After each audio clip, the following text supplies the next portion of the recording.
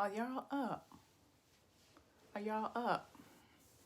So look, I wanted to talk about today, or tonight rather, and I was going to do this like just on a regular video, but I want to make sure that in the event somebody have a question about why I wrote Silence of the Nine, that you would be able to answer it. So I'm just going to be talking.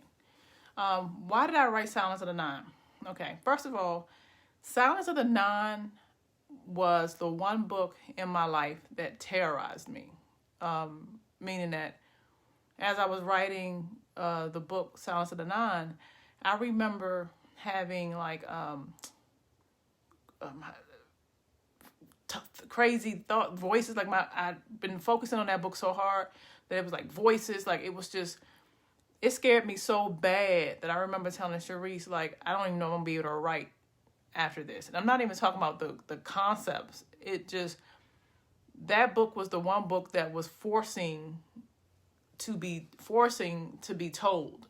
And just so you know, Silence of the Nine is about Carrick Prophet.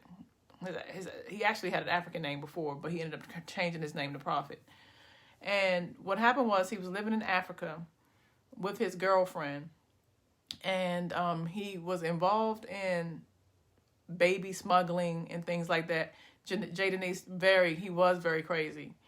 And definitely make sure you comment if you're listening. Comment, because I'm going to be reading the comments after this or while I'm going along. So definitely comment if you've read Silence of the Nine. So he was selling babies because it was terrible, but they believed that by having sex with babies that they could rid themselves of HIV. Horrible. But I had read that somewhere and it just really just tore me up. But anyway, he was smuggling babies and things like that. And he ended up reaping what he sowed, in that his girlfriend, who he loved very dearly, was murdered. So he had always wanted to come to America because he believed that there were certain things that you could get here that you couldn't get in Africa, opportunities and things like that. So that was always his goal, to end up coming to America. So he ended up coming to America. And when he came here, he was immediately plagued and treated poorly. He felt for his darker skin. And he started to hate himself. Now, mind you, when he was in Africa, he really loved himself. He really loved his complexion. He loved who he was. He loved his girlfriend and her chocolate complexion. But when he came to Africa, when he came to America, he started to experience racism that he attributed directly to his darker skin. So now what does he want? He says he didn't want to have children who would run through the same experiences. But the book got deeper. There was this family, I'm not going to say what the family was, but there was this family in this area who believed that if they had sex amongst themselves, I'm not going to talk about that family. The other family I'm going to talk about is, they believe that as long as you marry somebody that's light skinned and or white, that they could keep the lineage with lighter skin. So that storyline, I remember, always resonated with me, not because it was real or true or anything, but because it made you wonder, like, where did we get these ideologies where by having a lighter skin or something like that, that you could reap benefits? Because there are people who have light skin who are still suicidal. There are people who have lighter skin who are still going through issues, just like, the people who have darker skin, and just like white people, there are white people who have killed themselves. So if the power was in the skin tone, then there would not be so many people who've had these skin tones who still have given up on life for one reason or another. But I was fascinated with that whole concept. And I felt like the concept happened with our disconnect from Africa. So with Carrick, he represented where I believe the disconnect came, where, once you're here, you got to be lighter in order to get better opportunities and things like that. So anyway, he married a white woman, and his whole thing was that he wanted his children to have lighter skin. And also, to keep the money in the family, he demanded that they breed amongst themselves. It was my most controversial book, with the exception of Raunchy. So those two books were the books when I really was like, I'm just going to write a story with topics that are relevant because nobody else is doing them. Just because the topic is taboo doesn't mean it doesn't deserve to be said. So him doing that, he was trying to dismiss his African culture. And I want to hear from y'all. If y'all read the book, let me know you read the book. I'm reading the comments after this. With him doing that, he was trying to dismiss his African culture. But what ended up happening was he ended up having all these beautiful light children, because you're beautiful whether you're light skin, dark skin. He ended up having this beautiful all these light skin babies. And he ended up also having a beautiful dark skinned daughter. Her name was 9. She number 9. They didn't even give her a name. She was the 9th. So they named her number 9. She was 9. And they were ashamed of her. So they kept her in the basement, because her skin tone and her DNA was so closely related to Carrick, who was African, that she was African and had the darker, richer skin tones. Well, anyway, even in this basement, 9 was beautiful. She grew up very smart. Her mother, who was actually didn't really want to have anything to do with her, dismissed her connection with her, but somebody else, and I don't want to give too much away of the book, took care of her, showed her about life, showed her about who she was, and even to the point of opening up her body so she could see what it looked like to be a woman. She didn't know how to, to take care of herself as far as sanitary needs, none of that. And she read all of these books, so she was brilliant. And she looked so much like Carrick's girlfriend in Africa that he started losing his mind. The story I knew was going to cause controversy. I knew it, but I'm T Styles. I write that. That's what my pen does, is wicked. Because I believe if we're going to tell a story, let's tell stories that are forcing us to think. Because with Carrick coming from Africa and believing that he could only get better opportunities if he, marry white, or if his children were light skinned, there's a disconnect, you know what I mean? And I want to be able to talk about those things. I want us to be able to delve into why that is the way that it is. And it was my way of doing it with a wicked stroke. People love 9. And of course, 9 got into some other things and some other taboos, and y'all already know the storyline with that. But I wrote it because I wanted us to talk about and to really delve into this misconception that by looking a certain way or having certain things that, you'll have better opportunities. If your mind is fucked up, I don't care if you're light skin, dark skin, white, it doesn't matter. You're not going to be able to live a fruitful life. And I just choose to tell the stories in a wicked way because I know you're going to remember them. You know what I mean? I know if I would have said, if I would have did it softly, people wouldn't talk about it. But you talk about Silence of the Nine if you've read that book and you see somebody holding it. So that's why that's why I wrote Silence of the Nine. And it's one of my best-selling books. That book sells itself. People who've read it have sold it for me, and I appreciate all of you guys for doing that. You make sure you tell people about it. I love y'all for that. There's been a few people who, when I would have posts, who were new to me because they met me from the War series, and they asked which book should I read. And my Twisted Babies, who are my readers, will quickly come and say, look, you need to read Silence of the Nine, if they don't give them raunchy. So I appreciate you guys. So that's why I wrote that book. So I'm going to read your comments really quick. J. Denise says, Carrick is crazy. Yes, he is, baby. Yes, he is. Giles says, I love 9. I love her too. I love her because she's smart. I love her because she reminds me, I don't know if you guys remember when I was talking about why I wrote the War series, but I love a character that thinks in advance and is always prepared when people sleep on them. And she's always, always, always prepared. You know, even though people slap on her, it didn't matter. She always had an answer. She always knew how to get out of a situation. And she had everything stripped from her.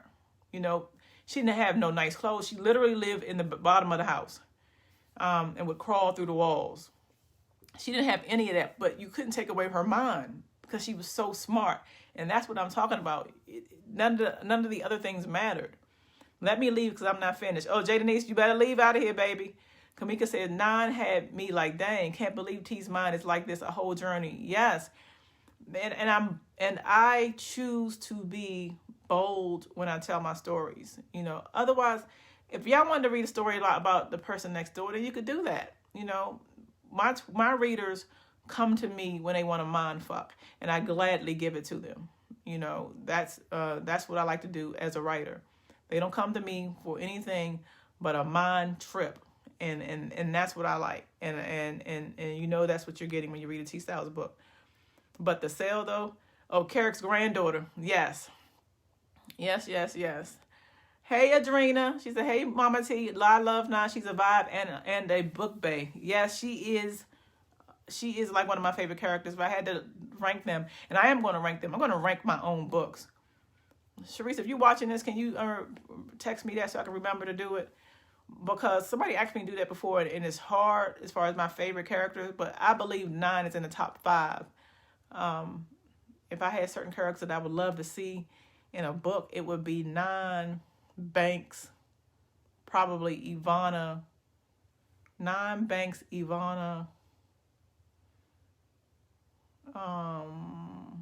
Damn it. Y'all help me. I'm missing somebody. 9, Banks, and Ivana. Oh, Callie. 9, Banks, Ivana, Callie, and I'm missing somebody that I would like. The 5th person. I gotta think. But yeah, I'm gonna rank that. Nicole says, great book. Thank you. 9, finesse them all. Yes, Adrena. Always thinking 2 steps ahead. Just like Banks. You know, these why I fall in love with these types of characters. Kamika said she was calculated and deserving at the same time. I'm here for it. Yes, an amazing character who had everything taken from her but still survived. Not only survived, thrived. We can't tell everybody the books, but you know. Adrena says, I miss her and I hope she comes to visit you this year. Oh, she will definitely visit me this year. Some of the books I'm like, when they ask me, I'm not sure because it's hard for me to pull out those storylines. But a character like that, who's so fleshed out and so real, yes, for sure. Majesty, y'all say Callie, Bambi, that's a good one. So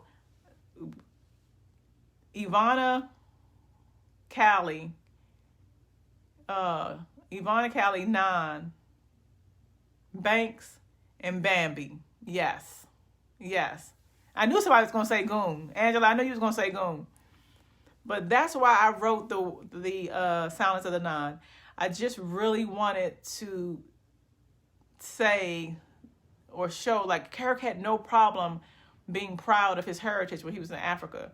It wasn't until he came to this country, and whether it be perceived that he was, you know, being treated poorly because of his skin, or it was factual, it had him change the course of who he was. And I'm not talking about marrying white. You know, I'm not talking about that. I'm talking about to the point where you don't like your skin. He had even did a point. He even at one point tried to bleach his skin. I don't know if y'all remember that. But so he was really trying to strip away from who he was, only because he wanted so badly to make it work here. Maybe he thought he needed to do that because he didn't look like, there weren't more people here that looked like him. I'm not sure. But those are the things that I wanted to talk about in this book, and those are the things that I really wanted to get into. So and to really drive y'all crazy. because again, that's one of the books where it's one storyline and then you read it and then it's something totally different. So I'm going to be reading from that book live. I'm going to be reading aloud from that book probably within the next couple of days. I hope you guys join me, get you a glass of wine, and have me read. I'm not going to be editing. I'm just going to be reading it. So you got to bear with me because it's going to be a nice night. But I really just want to just, sit back and enjoy this time with you guys while we, revive some of those books. And then so that I can say thank you for riding with me for so many years. 90 books is a long time to write. And I'm grateful to be one of those writers who have a base that, supports no matter how much I write or no matter how wicked my pen is. So I just really appreciate you. Adrena says, my top 6 are Kelsey, Callie, Nine, Mason, Parade, and Ivana. Oh, that's a good list. That's a good look. That's a real good list right there, Adrena. That's real good. I agree. I forget about Parade sometimes. I don't know why.